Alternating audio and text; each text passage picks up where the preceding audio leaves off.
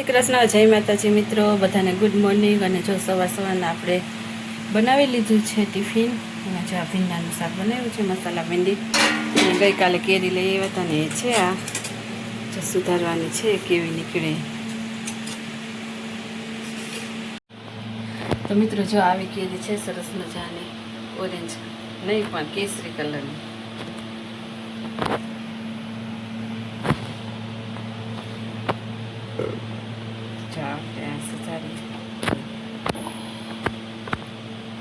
સુગંધ જો આવે, સુગંધ મસ્ત કેસરની। હાલો બધા કેરી ખાવા, ટિફિનમાં લઈ જવાની છે દિનેશને, એટલે સુધારીને આપી દે એટલે બપોરના ટિફિનમાં ખાઈ લે શાક રોટલી કેરી। રસ કરતા કેરી બધા ભાવે તમને?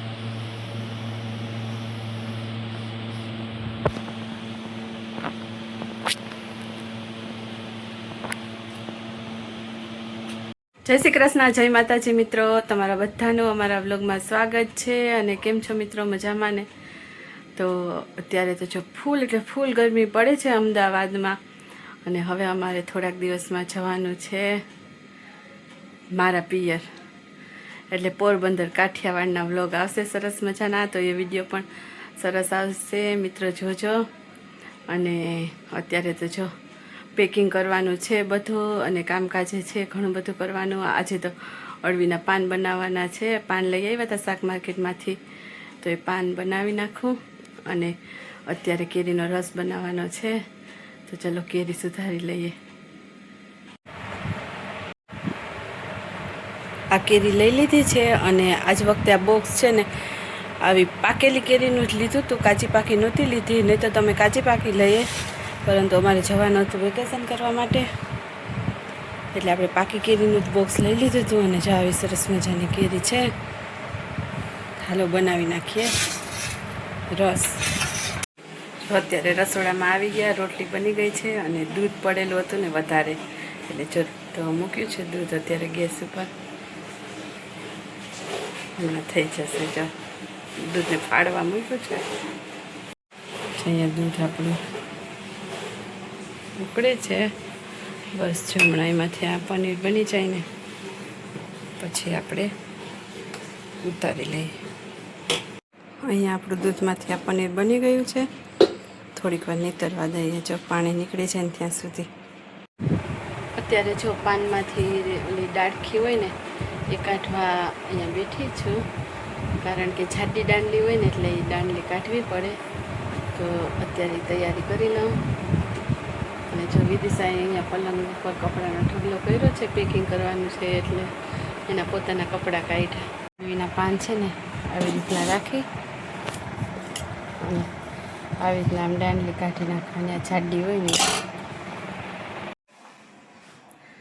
હાલો તો હવે જો જમવાનું થઈ ગયું છે તૈયાર, અને જમી લઈએ।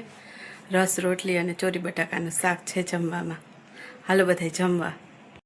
જેમાં સરસ મજાનું ચોરી બટાકાનું શાક બનાવ્યું, અને રસ કેરીનો, અને રોટલી। આ જો અમારું વિદુડી। અત્યારે જો હવે રાતની રસોઈનો ટાઈમ થઈ ગયો, એટલે હજી ટાઈમ નથી થયો, થોડુંક જલ્દી કરવાનું છે, કારણ કે બહાર જવાનું છે ને, એટલે સાડી આપી છે ડ્રાય ક્લીન કરાવવા, તો એ લેવા જવાનું છે, અને થોડીક વસ્તુ લેવાની છે, થેલા કાઢી લીધા છે, પેકિંગ કરવાનું છે એટલા માટે। જો દાળ ભાત અને મલાઈ કોફતા બનાવવાના વિચાર છે, તો એ બનાવી નાખીએ।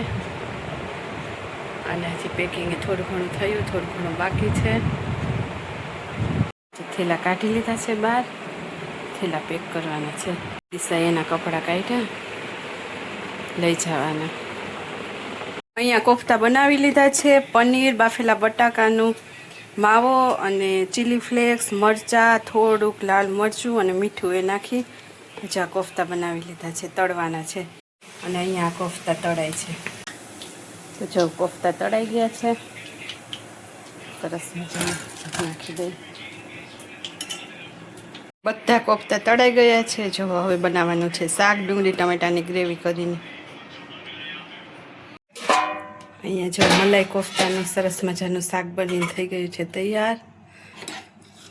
જો ઉપરથી મલાઈ નાખી દીધી છે, એકદમ સરસ થયું જો.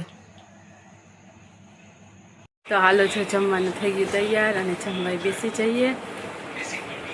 આજે તો ફૂલ થાળી બનાવી છે જમવાનું. જે આપણું મલાઈ કોફતાનું શાક,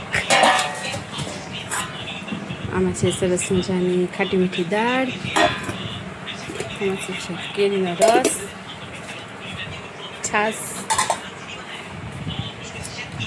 રોટલી અને ભાત છે કુકરમાં. આવું છે જમવાનું. ચલો જમવા.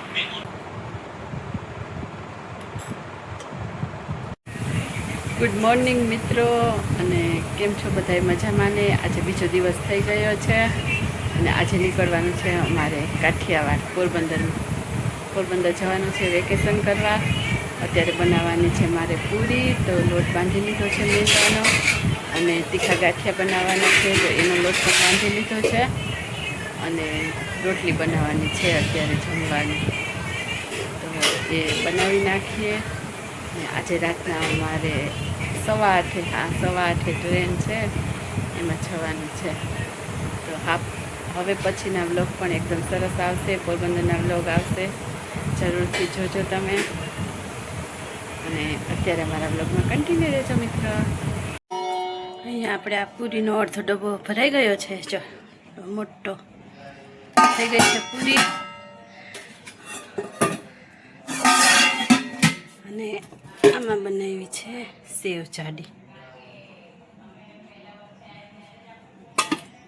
જે તો બહુ જ થાકી ગઈ. હજી જો આ કપડાનો ઢગલો પડેલો છે ને એ ઘડી કરવાના છે. 5 વાગી ગયા, 7:30 તમારે નીકળવાનું છે. પેકિંગ તો થઈ ગયું છે કમ્પ્લીટ. અને બનાવ્યા છે અળવીના પાત્રા. એ બનાવી લીધા છે હમણાં રસોઈ કરીને પાછળ જ. પછી ખાલી સાંજના વઘારવાના જ રહે અને ભાખરી બનાવવાની છે. તો એવું બધું છે. તો હાલો હવે સાંજની તૈયારી કરશી.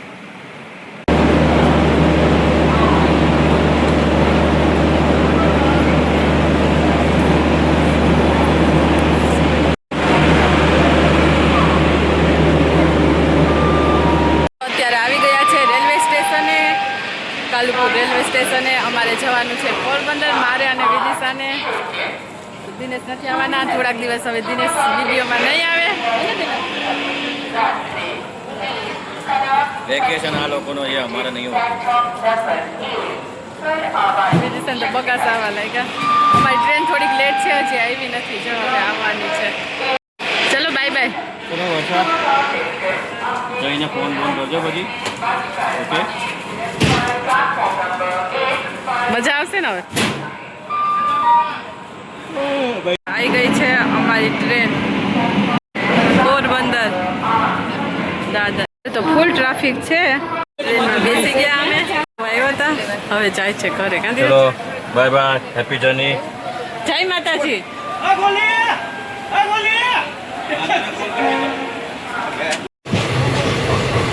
મારી ટ્રેન ઉપડી ગઈ છે અને અત્યારે એટલી ગરમી છે ને, 9 વાગ્યા ને તોય એટલી ગરમી છે. પવન જ નહીં આવતો. ટ્રેન ચાલે ને તોય એવી ગરમી છે.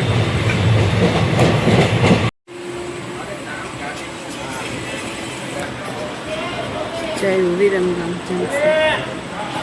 જય વિરમગામ. પાણી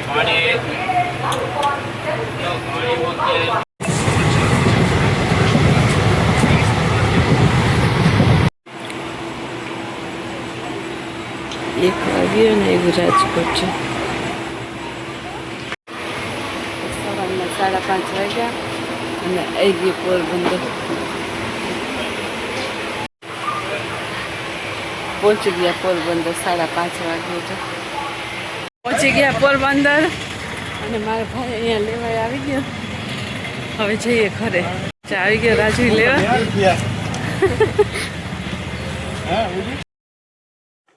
તો મિત્રો, આજનો આ વિડીયો સારો લાગ્યો હોય તો વિડીયોને લાઈક જરૂરથી કરજો, અમારી ચેનલને સબસ્ક્રાઈબ કરજો અને ફરી મળીશું આવતીકાલે પોરબંદરના બ્લોગમાં. ત્યાં સુધી બધાને જય માતાજી, જય Shri Krishna. Thank you for watching. Bye bye. Good night મિત્રો.